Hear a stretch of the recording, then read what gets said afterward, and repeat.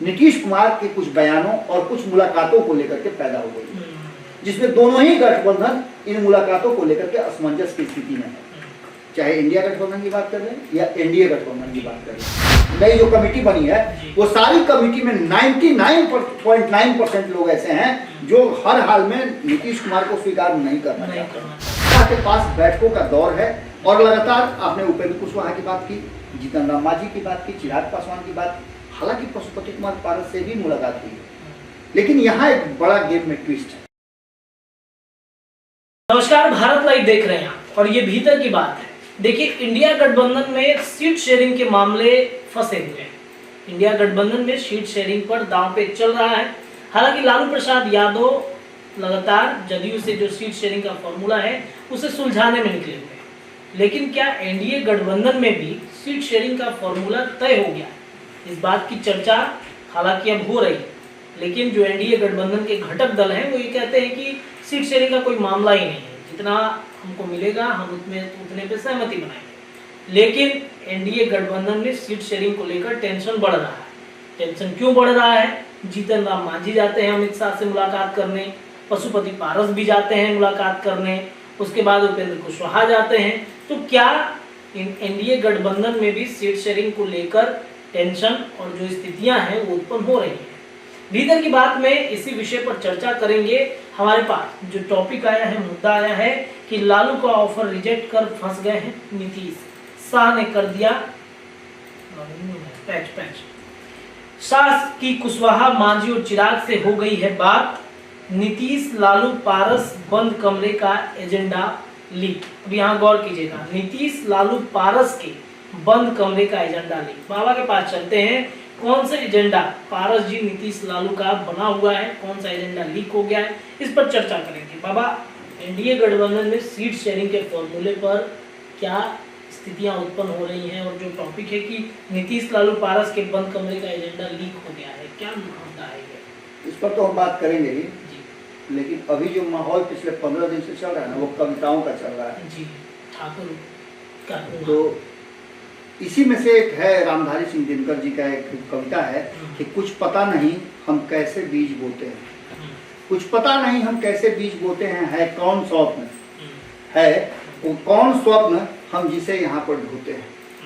सपनों की दुनिया है, सपनों की नगरी है, और सपनों की नगरी में एक बात तो साफ नजर आता है कि कहीं ना कहीं जिस तरह की सपनों की नगरी में हम जी रहे हैं, चल रहे हैं, उसमें इस बिहार और देश की राजनीति एक अलग करवट ले रही है। इसमें आने वाले 2024 के चुनाव की अगर चर्चा करें तो उस चुनाव में आपको 2-3 चीजें बहुत महत्वपूर्ण नजर आएगी। एक, जो 2014 और 2019 की स्थितियां उससे बिल्कुल विपरीत है। पिछले 72-73 सालों में जो देश आजाद हुआ उसके बाद से जो सरकारें बनी है उससे भी अलग है। एक नई राजनीति, नई सोच और नई पीढ़ी जिसमें युवाओं की भागीदारी अधिक हुई, इसको फोकस करना। 2014 से युवाओं को आगे बढ़ा करके उनके सपनों को छल के उनके सपनों को खरीद करके और इस देश में सत्ता स्थापित की जाती है, चाहे वो 2014 की बात कर ले या फिर 2020 की बात कर ले। 2020 में भी युवाओं को नौकरी 10 लाख लोगों को पहली कदम से नौकरी देने की बात कही गई। खैर, इस बातों का क्या होना है ये सबको पता है, लेकिन आशा है, उम्मीद है जो कभी भी मरती नहीं है। एक उम्मीद ये नरेंद्र मोदी को है, जिसका सदन में उन्होंने कहा भी था कि अगली बार भी हम ही आएंगे। ये दावा है मेरा कि 2029 तक झंडा हम ही फहराएंगे। तो इस दावे के पीछे की कहानी जरूर कुछ होगी, कुछ रणनीति उनकी होगी, लेकिन दूसरी तरफ INDIA गठबंधन जो बना है, वोटों के दृष्टि से तो मजबूत नजर आ रहा है।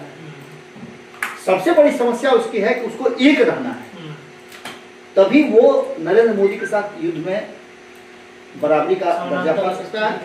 वरना नरेंद्र मोदी इसी बात को लेकर के उन्हें शायद इस बात का भरोसा था कि भाई ये गठबंधन चलने वाला नहीं है। अब आते हैं इसकी एक और कड़ी पे, जहां नीतीश कुमार और लालू प्रसाद के बीच में संवाद हो रहा है, और यह संवादहीनता की तरफ इशारा कर रहा है। क्योंकि हमारे आपके बीच में अगर बात हो रही हो तो कोई ना कोई हल निकलेगा, लेकिन हम बंद कमरे में आ जाए और एक दूसरे से बात नहीं करें तो कोई हल निकलने वाला नहीं है। या आपकी बात पर हम सहमत नहीं हो, हमारी बात पर आप सहमत नहीं हो, आदान प्रदान जब बातों का नहीं हो तो निश्चित रूप से समस्याएं होती हैं और वो समस्याएं नजर आ रही हैं। शुरुआत आपको याद होगा कि लालू प्रसाद ने नीतीश कुमार के जिस प्रयास को बहुत सराहा, उस प्रयास का प्रतिफल क्या मिला, रिजल्ट क्या मिला, सबको पता है कि नीतीश कुमार इंडिया गठबंधन में दूध की मक्खी की तरह साइड करके रख दिए गए। बाकी सभी लोग दूध पी रहे हैं नीतीश कुमार को छोड़ करके। अब इसके आगे की कहानी है कि नीतीश कुमार को पता है कि लालू प्रसाद के लिए सबसे इंपॉर्टेंट 2024 का चुनाव नहीं बल्कि बिहार में मुख्यमंत्री की कुर्सी, 25 का चुनाव, 25 के चुनाव से भी पहले वो चाहते हैं कि कुर्सी उनको मिल जाए। अच्छा 25 का चुनाव तो है जिसमें नीतीश कुमार ने कह दिया है कि हम भाई अब नहीं लड़ेंगे चुनाव, हमारे पीछे बाद इन्हीं लोगों को देखना है। जी जी जी। तो अभी वर्तमान स्थिति में सीधे तौर पे अगर गिव एंड टेक का बात होगा तो लालू प्रसाद नीतीश कुमार को ऑफर करेंगे कि आपको हम प्रधानमंत्री का उम्मीदवार बनाते हैं, आप मुख्यमंत्री की कुर्सी मेरे पुत्र के लिए छोड़ दीजिए। और ये किसी भी सूरत में नीतीश कुमार को बर्दाश्त नहीं। तो ऐसी स्थिति में ये समझौता और जिस तरह से नीतीश कुमार और लालू प्रसाद के बीच में संविदा हो रही है वो नहीं होना है। लेकिन इसके आगे की कहानी आप समझिए। सबसे बड़ी बात यह है कि सीट शेयरिंग के समझौता में अक्सर आपने देखा होगा 2013 से लेकर के 2023 तक इन 10 सालों में कितनी बार गठबंधन का स्वरूप बदला है। गठबंधन के लोग बदले हैं, साथी बदले हैं, गोतिया पटदार बदला है। ये क्या दर्शाता है? ये दर्शाता है कि किसी को भी इस बात से मतलब नहीं है कि बिहार का विकास हो। सबको मतलब इस बात से है कि वो सत्ता में कैसे रह सकता है। अब इसमें कुछ अपवाद भी है, जैसे उपेंद्र कुशवाहा की बात आप कर सकते हैं। उपेंद्र कुशवाहा को सत्ता भी मिली थी, पद भी मिला था, आवास भी मिला था, लेकिन सबको त्याग करके उन्होंने कहा कि जिस रास्ते आप चल रहे हैं वो मुझे स्वीकार नहीं है। मैं आपके साथ आया था कदम से कदम मिला करके बिहार के विकास के लिए, मैं आया था जदयू को आगे बढ़ाने के लिए, अपनी पार्टी का विलय कर दिया। लेकिन आपने क्या किया कि आप उल्टा रास्ता पकड़ करके अपनी कुर्सी बचाने के लिए आप ऐसे लोगों से समझौता कर लिए जिनको कभी आप जंगल राज कह करके आए थे। एक मामला यहाँ आकर के अटकता है जहाँ नीतीश कुमार की एक परेशानी का सबब है, क्योंकि नीतीश कुमार की अब शुरू हो चुकी है वो स्थिति। लोग नीतीश कुमार पर उंगली उठाने लगे हैं कि आपका सुशासन फेल है, जंगल राज है, जिस तरह से अपराध बढ़ रहे हैं इससे इनकार आप नहीं कर सकते। ये कह करके कि और भी जगह अपराध होते हैं, आप अपने आप को बचा नहीं सकते। स्थिति ये हो गई है कि इन सारी परिस्थितियों में एक बार फिर से यह असमंजस की स्थिति नीतीश कुमार के कुछ बयानों और कुछ मुलाकातों को लेकर के पैदा हो गई, जिसमें दोनों ही गठबंधन इन मुलाकातों को लेकर के असमंजस की स्थिति में है। चाहे इंडिया गठबंधन की बात कर लें या एनडीए गठबंधन की बात कर लें, INDIA गठबंधन में नीतीश कुमार को लेकर के ये समस्या है, ये परेशानी है। यहाँ अविश्वास और भरोसा टूटता है जहां नीतीश कुमार कई बार अपना पाला बदल करके अपनी स्थिति अपने फौज कर चुके हैं। तो दूसरी तरफ एनडीए गठबंधन में जो लोग नीतीश कुमार के विरुद्ध गए हैं उनमें भी असमंजस की स्थिति है कि आखिर होगा क्या। ये सारी परिस्थितियां दो धुरी पर बटी हुई है, एक है अमित शाह और दूसरे हैं नरेंद्र मोदी। अमित शाह और नरेंद्र मोदी एक जगह आकर के फैसला लेते हैं, लेकिन कुछ ऐसे फैसले हैं जिसपे दोनों में कंट्राडिक्शन होता है, एक सॉफ्ट और एक हार्ड। दोनों इस तरह के फैसले लेते हैं और यही कारण है कि लगातार गुजरात से शुरू कीजिए अब तक माने कोई भी प्रतिरोध करने के लिए उनकी पार्टी में खड़ा नहीं होता। नीतीश कुमार के साथ भी पहले यही होता था, लालू प्रसाद के साथ भी पहले यही होता था, लेकिन लालू प्रसाद ने अपने लोगों को, अपने इर्द गिर्द के लोगों को जो दायरा बनाकर रखते थे उनको छोड़ करके जैसे ही परिवार के लोगों को तरजीह दी। आपने देखा कि रामकृपाल यादव छोड़ के गए, उसके बाद आपको रजक छोड़ के गए, श्याम रजक छोड़ करके गए, आए गए कितने लोग आए गए, लेकिन इन सारी बातों को शिवानंद तिवारी भी कभी छोड़ के गए। इन लोगों को लगता है कि अपने परिवार के आगे किसी को नहीं करते हैं। तो ऐसी स्थिति में नीतीश कुमार को भी ऐसा लगता है कि ये स्थिति कमोबेश यही है। अब नीतीश आए या ना आए इस बात को लेकर के चर्चाएं हो रही हैं। चर्चा इस बात की है कि नीतीश अगर एनडीए में चले गए तो क्या फिर 2017 वाली स्थिति आ जाएगी, क्योंकि 2017 में जब नीतीश कुमार एनडीए में वापसी किए थे तो उपेंद्र कुशवाहा बाहर हुए, जीतन राम मांझी बाहर हुए, चिराग पासवान को अंततः बाहर होना पड़ा 2020 में, उसके बाद मुकेश सहनी बाहर हो गए, ये सब लोग बाहर हो गए। नीतीश कुमार का वहां ऐसा वर्चस्व और ऑरा हो जाता है जब एनडीए में जाते हैं वो, कि भारतीय जनता पार्टी उनकी भगत हो जाती है, या कहा जाए तो दास बन जाती है, उनके दरवाजे पर लाठी लेकर के पहरा देने लगती है। बिल्कुल उसी अंदाज में इन सब लोगों को डर हो रहा है कि अगर नीतीश कुमार आ जाते हैं तब क्या होगा। तो नीतीश कुमार आएंगे या नहीं आएंगे, इस बात का फैसला कौन करेगा? अमित शाह करेंगे।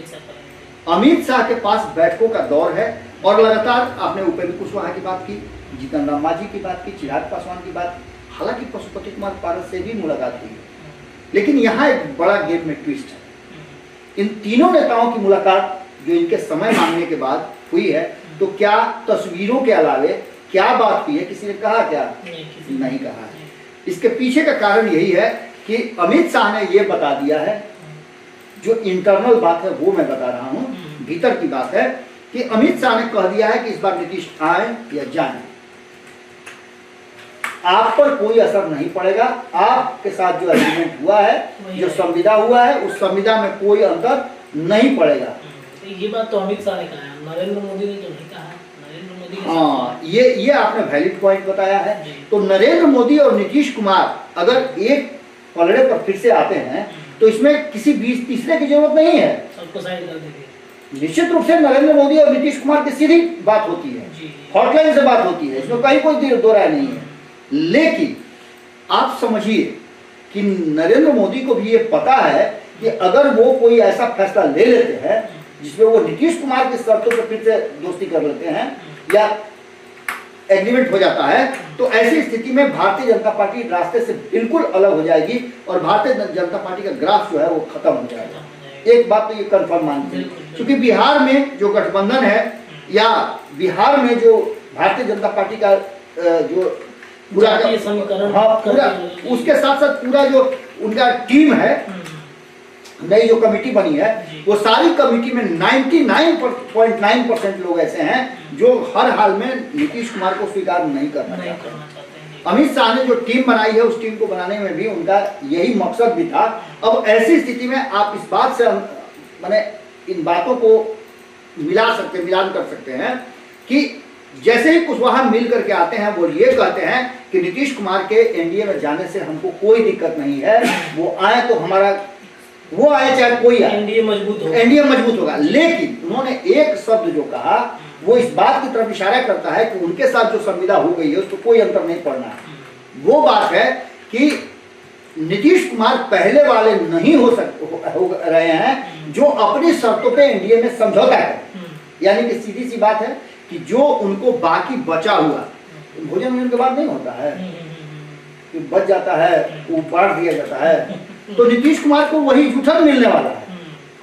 नीतीश कुमार 2019 की तरह चाहेंगे कि उनके साथ समझौता हो जाए, तो आज उस स्थिति में नहीं है, सीट पर समझौता हो नहीं है, उस स्थिति में है। दूसरा सबसे महत्वपूर्ण बात कि वो इस गठबंधन में भी, उस इंडिया गठबंधन में उस स्थिति में नहीं है कि वो 17 सीटें मांग ले।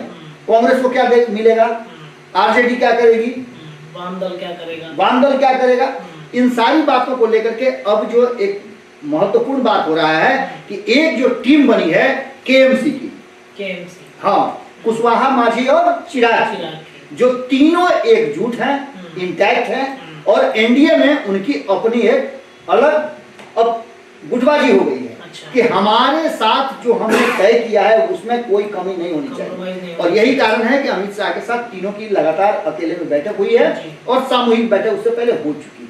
अमित शाह ने कंफर्म किया कि आप नहीं डगमगाइएगा। बिल्कुल। तो दूसरी तरफ जो एनटीपीसी है, एनटीपीसी क्या है? एनटीपीसी है, इसमें नीतीश है, तेजस्वी है, इसके अलावा पशुपति कुमार पारस है और कांग्रेस है। अब आप कहिए कि पशुपति कुमार पारस इसमें किसने है? बिल्कुल, ये सवाल तो उठता है क्योंकि पारस जी तो उसमें तो एनटीपीसी का जो पहले का जो चला रहा है फॉर्म, वो है ऊर्जा का सृजन करना। जी। तो ऊर्जा का सृजन तभी हो सकता है जब पशुपति कुमार पारस के साथ जो बातचीत हुई है, और पशुपति कुमार पारस ने जो डिमांड रखा है, उस डिमांड से भारतीय जनता पार्टी ने अपने आप को अलग किया है, इनकार कर दिया एक तरह से। पशुपति कुमार सबसे पहले गए थे, मुलाकात किया उन्होंने अमित शाह से, उनके साथ सूरजभान सिंह भी थे। उन्होंने कहा कि जो मेरे पास 5 सीटें हैं वो मुझे चाहिए, और हाजीपुर का जो झमेला चल रहा है वो भी मुझे चाहिए।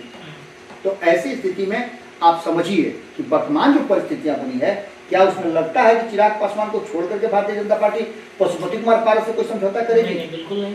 इन बातों के अलावे पशुपति कुमार पारस यही चाहते थे कि जिस तरह से नीतीश कुमार के साथ मिल करके 2020 में चिराग पासवान को गठबंधन से बाहर करवा दिए थे, ये इंटरनल बातें हैं जी, जिसकी चर्चा कई बार चिराग पासवान कर चुके हैं। भीतर की बात। चिराग पासवान ने अकेले में भी कई बार ये बात कहा है कि मुझे एहसास नहीं हुआ था, आप लोगों ने कहा भी था, लेकिन उसके बाद भी मुझे इस बात का इल्म नहीं था कि मेरे चाचा इतना बड़ा धोखा मेरे साथ करेंगे। 2020 में गठबंधन से बाहर होने के पीछे भी कारण उन्हीं को बताया था, क्योंकि स्टेट के प्रेसिडेंट उस समय वही थे, जिलाध्यक्ष वही थे जी, बिल्कुल। तो ऐसी स्थिति में, माफ कीजिएगा, प्रदेश अध्यक्ष समझौता करने में उन्होंने ही हो। अब आगे जो चीजें सामने आ रही है उसमें पारस चाह रहे हैं कि एक बार फिर से चिराग पासवान को बाहर रखा जाए, इसके लिए वो रणनीतियां कर रहे हैं।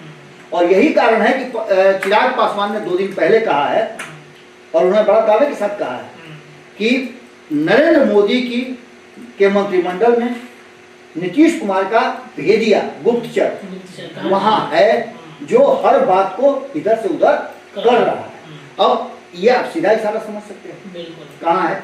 ऐसी स्थिति में यदि भारतीय जनता पार्टी नीतीश कुमार को लेकर के कोई फैसला लेती है और उस फैसले में किसी भी तरह का माने बाल बराबर भी अगर नुकसान इस केएमसी गठबंधन को होता है, गुट को होता है, तो बिल्कुल, तो आप समझ लीजिए कि भारतीय जनता पार्टी के लिए बहुत मुश्किल होगा।